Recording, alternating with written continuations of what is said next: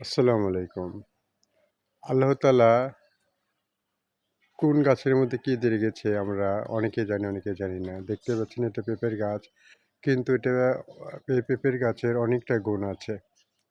আমরা যাদের মুখে ব্রণ আছে, যদি আমরা এটা সঠিকভাবে ব্যবহার করি ইনশাআল্লাহ আমাদের মুখের ব্রণ ভালো হয়ে যাবে। আমার মুখেও ছিল। আমি আগে জানছিলাম না। একজন আমাকে বলল, তারপরে আমি ব্যবহার করে অনেকটা কমে গেছে। ইনশাআল্লাহ আপনারাও দেবেন, কমে যাবে ইনশাআল্লাহ। এটা ১ম এ আপনি ফাইন করে হাত দিয়ে রসটা বের করে নেবেন।